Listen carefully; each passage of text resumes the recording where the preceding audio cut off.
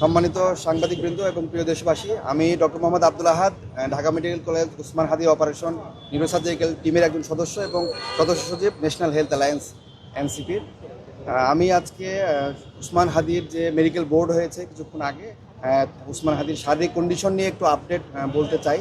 যে তার যে শারীরিক পরিস্থিতি সেটা আশঙ্কাজনক যেরকম ছিল সেটা অপরিবর্তিত রয়েছে এবং তার যে ব্রেইনে ইনজুরি ছিল, আমরা ঢাকা মেডিকেল কলেজে অপারেশন করেছিলাম এবং আজকে সকালে তার রিপিট সিটি স্ক্যান হয়েছে এবং সিটি স্ক্যানে আমরা দেখেছি যে তার ব্রেনের যে কন্ডিশনটা সেটা অপরিবর্তিত রয়েছে এবং সেই পরিস্থিতি যে ব্রেনের স্টেমে যে ইনজুরিটা ছিল সেটা মারাত্মকভাবে ক্ষতিগ্রস্ত হয়েছে এবং ব্রেনে ইস্কেমিয়া আমরা দেখেছি যে অক্সিজেন স্বল্পতা যেটা আমরা লক্ষ্য করেছিলাম সেটা আরও প্রমিনেন্ট হয়েছে এবং ব্রেনের যে বিভিন্ন জায়গাতে তার ম্যাসিভ ব্লাড ট্রান্সফিউশনের জন্য 6 ব্যাগ ব্লাড এবং 5 ব্যাগ ফ্রেশ ফ্রোজেন প্লাজমা পেয়েছে। সেটার ইফেক্টেড ডিসেমিনেটেড ইন্টারভাস্কুলার যে কোয়াগুলেশন হয়েছিল সেটা এখন ম্যানেজেবল কন্ডিশনে আছে, কিন্তু সেটার কারণে ব্রেনের যে বিভিন্ন জায়গাগুলোতে সেগুলোতে রক্তগুলো জমাট বেঁধে আছে বলে আমরা সিটি স্ক্যানে দেখেছি এবং যে পাশে অপারেশন হয়েছে সেই পাশে ব্রেনটা একটু চাপ দিয়ে ওই পাশে ঠেলে দিচ্ছে, এরকম করে আমরা পরিলক্ষিত করেছি। এবং ব্রেনের পাশাপাশি তার কিডনি অপারেশনের মধ্যে এবং অপারেশনের আগে খুব একটা ফাংশনিং ছিল না, সেটা ফিরে এসেছে এবং সেটার ইউরিন আউটপুট এখনও কন্টিনিউ আছে এবং 4 লিটার ইউরিন আউটপুট, সেই হিসেবে ফ্লুইড ব্যালেন্স থেকে শুরু করে তার নর্মাল কিডনি ফাংশনিং চলছে এবং লাইফ সাপোর্টে তার ফুসফুসের যে কন্ডিশন ছিল সেটা অপরিবর্তিত রয়েছে। ড্রেনে কিছু কালেকশন থাকার কারণে ড্রেন টিউবটাও অপরিবর্তিতভাবে রাখা হয়েছে এবং তার যে আদার অর্গানগুলো সেগুলো লাইফ সাপোর্টের মধ্যে দিয়ে কন্টিনিউ করা হচ্ছে।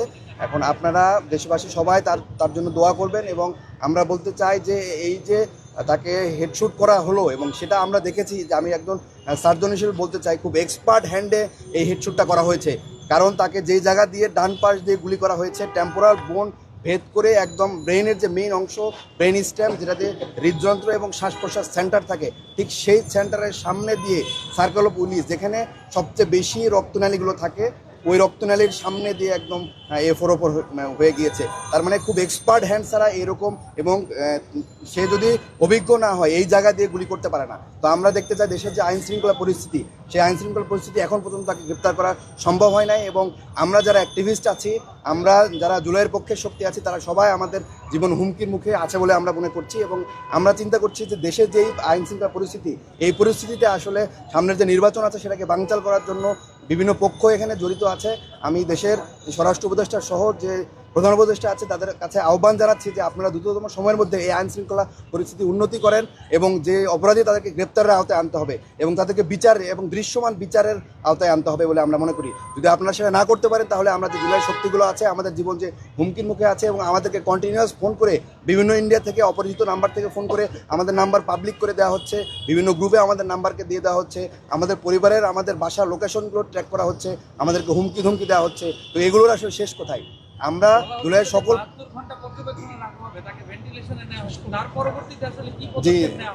জি ধন্যবাদ। আসলে তাকে এখনও নিবিড়ভাবে পর্যবেক্ষণের মধ্যে আছে এবং তার পরিবার তাকে উন্নত চিকিৎসার জন্য হয়তোবা বিভিন্ন জায়গায় নেওয়ার জন্য চেষ্টা করছে, তবে সেটা তার পরিবার সিদ্ধান্তটা চূড়ান্ত বলে আমরা মনে করি। এবং এখানে যে বোর্ড মেডিকেল বোর্ড সিদ্ধান্ত দিয়েছে যে তাদের শারীরিক অবস্থা অপরিবর্তিত রয়েছে এবং সেটা আশঙ্কাজনক, গত 2 দিন যেরকম ছিল ঠিক ওই রকমভাবে আছে। তার জিসিএস যে এটা মেডিকেল বোর্ড সিদ্ধান্ত দেবে, তার পরিবার যদি এগ্রি করে দেন মেডিকেল বোর্ড ওই ব্যাপারটাই তখন আলোকপাত করবে আর কি। জি, তার সিঙ্গাপুর এবং থাইল্যান্ডের যে হসপিটালগুলোতে তাকে কেস সামারি তার পরিবার পাঠিয়েছে এবং ওই হসপিটালের সাথে হয়তো কথা বলে হসপিটাল অ্যাকসেপ্ট করতে পারে, তার পরিবার সিদ্ধান্ত নেবে তখন যে আসলে কোন হসপিটালে তাকে নেওয়া যেতে পারে। তবে এটা তার পরিবারের সিদ্ধান্তটা চূড়ান্ত বলে আমরা মনে করি। ওই হসপিটালে এখনও ওইভাবে রেসপন্স করে নাই, কেস সামারি অ্যানালাইসিস ওরা হয়তো করছে, তার পরিবার অফিসিয়ালি তাকে বাইরে নেওয়ার ব্যাপারে সিদ্ধান্ত দিবে। আমরা তার পরিবারের কথার জন্য আমরা অপেক্ষা করে থাকবো।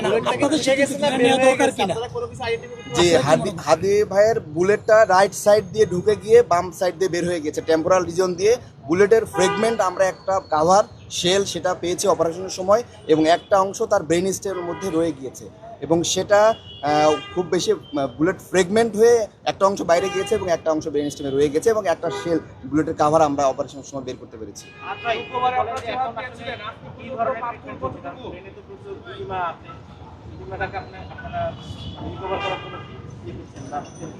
যে তার কনজারভেটিভ ম্যানেজমেন্ট চলছে, তার ব্রেনে যে ইডেমা আছে, চাপ আছে, সেগুলোর জন্য মেডিকেল যে ম্যানেজমেন্ট পসিবল, এটা যে কোনো বিশ্বের সাথে ওয়ার্ল্ড ক্লাস স্ট্যান্ডার্ড তার চিকিৎসাটাই চলছে। তো সেটা কনজারভেটিভ ম্যানেজমেন্টে চলছে এবং ফার্দার কোনো সার্জারি লাগবে না বলে আমরা মনে করি। তারপরে যদি বোর্ড মনে করে যে না নেক্সট কোনো প্রসিডিউরে যেতে হবে, তাহলে সে বোর্ডের সিদ্ধান্ত অনুসারে সেই প্রসিডিউরে যাওয়া পসিবল হবে। জিসিএস তার এখনও 3, আর E1 BT M1 আমরা মেডিকেলের ভাষায় বলি। তো জিসিএস যেরকম অপারেশনের আগে ছিল, অপারেশনের সময় যেরকম ছিল, ঠিক এখনও ওই পর্যায়ে আছে।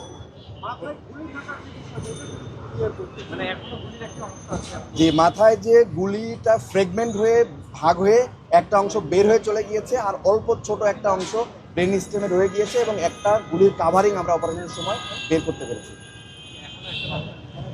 জি, স্প্রিন্ট একটা গুলি, সেটা হয়তো ভিতরে ঢোকার পরে ফ্রেগমেন্ট হয়ে যায়, ফ্রেগমেন্টের একটা ছোট অংশ সেটা ব্রেন স্টেমে রয়ে গিয়েছে।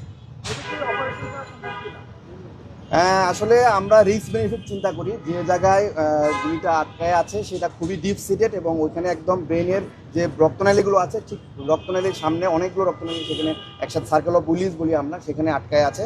তো আমরা মনে করি যে ব্রেনের যে আমরা অপারেশনটা করেছি, মূলত ব্রেনটাকে স্পেস দেওয়ার জন্য অপারেশনটা করেছি। মাথার হাড্ডির যে খুলিটা বামপাশ, এই বামপাশের খুলিটা আমরা কেটে ব্রেনকে একটা স্পেস দিয়েছি। এই যে ব্রেনে ইডেমার কারণে সোয়েলিং হচ্ছে, ব্রেন তো একটা শক্ত কাভারিং বোনের মধ্যে ফিক্স থাকে, যদি স্পেস না পায় তখন ব্রেনের বিভিন্ন অন্যান্য অঙ্গগুলোকে চাপ দেয়। ওই স্পেস ক্রিয়েট করার জন্য মতো বাম পাশের হাড্ডিটাকে খুলে দেওয়া হয়েছে, একটা স্পেস ক্রিয়েট হচ্ছে, ব্রেনটা এক্সপান্ড করতে পারছে। আসলে ব্রেনের গিয়ে রক্ত বা বুলেট নিয়ে আসার জন্য মূলত অপারেশন করা হয় না, ব্রেনকে স্পেস দেওয়ার জন্য মূলত অপারেশন করা হয়।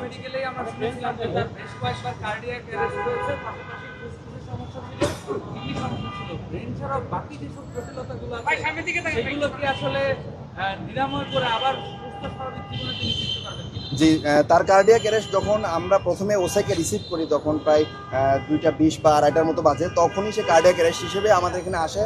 তখন তাকে 5 সাইকেল সিপিআর দেওয়া হয়, এবং সিপিআর দেওয়ার পরে তখন আবার সে কামব্যাক করে, এবং তারপর থেকেই সে নরেড্রেনাল ওষুধের সাপোর্টে সে লাইফ কন্টিনিউ করছে, তার হার্টবিটটা কন্টিনিউ করছে। এখনও নরেড চলছে, তবে প্রথমে শুরুতে যেরকম নরেড বেশি মাত্রায় পাচ্ছিল, এখন সেটা কমিয়ে আসছে, এবং অল্প পরিমাণ নরেডে সে রেসপন্স করছে, এবং তার পালস এবং বিপি এখন পর্যন্ত স্টেবল আছে।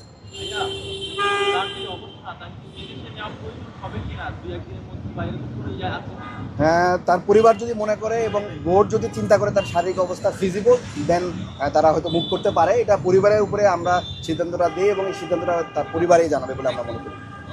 ধন্যবাদ সবাইকে।